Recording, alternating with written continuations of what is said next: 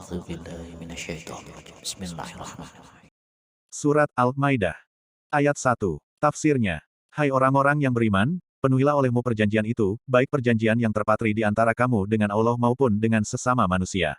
Dihalalkan bagi kamu binatang ternak, artinya halal memakan unta, sapi, dan kambing setelah hewan itu disembelih kecuali apa yang dibacakan padamu, tentang pengharamannya dalam ayat, Hurrimat, alaikumul, maitatu dan seterusnya. Istitsna, atau pengecualian di sini munkoti, atau terputus, tetapi dapat pula muttasil, misalnya yang diharamkan karena mati dan sebagainya, tanpa menghalalkan berburu ketika kamu mengerjakan haji, atau berihram.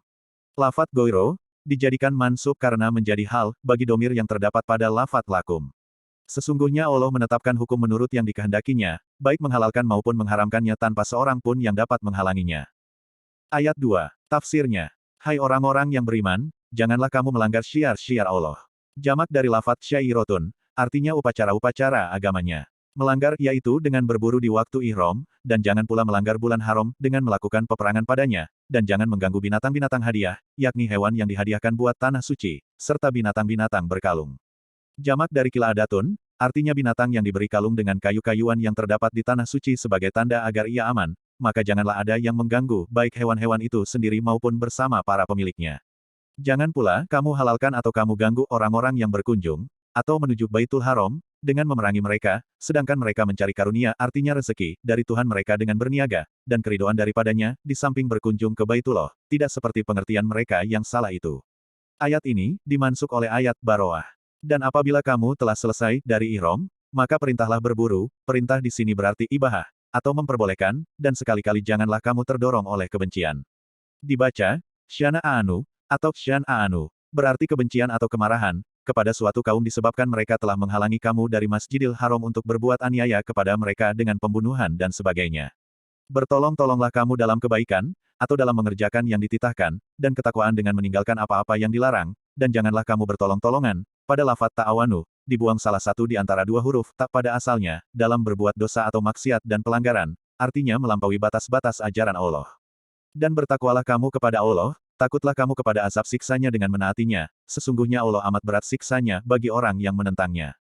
Ayat 3. Tafsirnya. Diharamkan bagimu bangkai, yakni memakannya, darah yang mengalir seperti pada binatang ternak, daging babi, hewan yang disembelih karena selain Allah, misalnya disembelih atas nama lainnya, yang tercekik atau yang mati karena tercekik, yang dipukul atau yang dibunuh dengan jalan memukulnya, yang jatuh dari atas ke bawah lalu mati, yang ditanduk atau yang mati karena tandukan lainnya, yang diterkam oleh binatang buas kecuali yang sempat kamu sembelih, maksudnya yang kamu dapati masih bernyawa dari macam-macam yang disebutkan itu lalu kamu sembelih, dan yang disembelih atas nama berhala, jamak dari nisab, artinya patung, dan mengundi nasib artinya menentukan bagian dan keputusan dengan anak panah. Lafat azlaam, jamak dari zalam, atau zulam, artinya anak panah yang belum diberi bulu dan ujungnya tidak bermata. Anak panah itu ada 7 buah, disimpan oleh pengurus Ka'bah, dan padanya terdapat tanda-tanda. Maka tanda-tanda itulah yang mereka ambil sebagai pedoman, jika disuruh mereka lakukan, dan jika dilarang mereka hentikan. Demikian itu adalah kefasikan, artinya menyimpang dari ketaatan. Ayat ini turun pada hari Arafah masa Haji Wadak, yaitu haji terakhir yang dilakukan oleh Nabi Muhammad SAW. Pada hari ini orang-orang kafir telah putus asa terhadap agamamu untuk mengembalikan kamu menjadi murtad setelah mereka melihat kamu telah kuat, maka janganlah kamu takut kepada mereka dan takutlah padaku. Pada hari ini telah kusempurnakan untukmu agamamu, yakni hukum-hukum halal maupun haram yang tidak diturunkan lagi, setelahnya hukum-hukum dan kewajiban-kewajibannya, dan telah kucukupkan padamu nikmat karuniaku, yakni dengan menyempurnakannya dan ada pula yang mengatakan dengan memasuki kota Mekah dalam keadaan aman, dan telah kuridhoi artinya telah kupilih, Islam itu sebagai agama kalian. Maka siapa terpaksa karena kelaparan untuk memakan sesuatu yang haram lalu dimakannya, tanpa cenderung atau sengaja berbuat dosa, atau maksiat, maka sesungguhnya Allah Maha Pengampun terhadapnya atas perbuatan memakannya itu, lagi Maha Pengasih kepadanya dalam memperbolehkannya.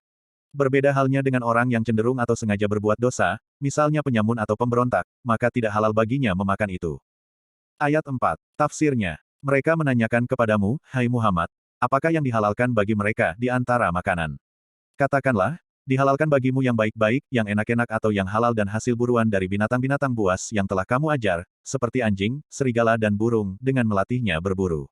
Hal dari lafat kalabtal kalba pakai tasydid pada huruf lam, artinya biasa kamu lepas berburu. Kamu ajar mereka itu, hal dari domir lafat mukallibina, artinya kamu latih mereka itu, menurut apa yang diajarkan Allah kepadamu tentang cara berburu, maka makanlah apa-apa yang ditangkapnya untukmu, mereka membunuh buruan tanpa memakannya. Berbeda halnya dengan yang tidak terlatih, maka tangkapannya itu tidak halal. Sebagai ciri-cirinya, bila dilepas ia berangkat, dan bila dicegah ia berhenti, serta ditahannya buruan itu dan tidak dimakannya. Sekurang-kurangnya untuk mengetahui hal itu, dibutuhkan pengamatan sebanyak 3 kali. Jika buruan itu dimakannya, berarti tidak ditangkapnya untuk tuannya, maka tidak halal dimakan sebagaimana tercantum dalam kedua hadis Sahih Bukhari dan Muslim. Dalam hadis itu juga disebutkan bahwa, hasil panahan jika dilepas dengan menyebut nama Allah, maka sama dengan hasil buruan dari binatang pemburu yang telah dilatih. Dan sebutlah nama Allah atasnya ketika melepasnya, serta bertakwalah kepada Allah, sesungguhnya Allah amat cepat perhitungannya.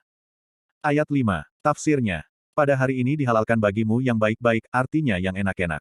Dan makanan-makanan orang-orang yang diberi kitab, maksudnya sembelihan orang-orang Yahudi dan Nasrani, halal bagi kamu, dan makananmu, yang kamu sajikan kepada mereka, halal pula bagi mereka.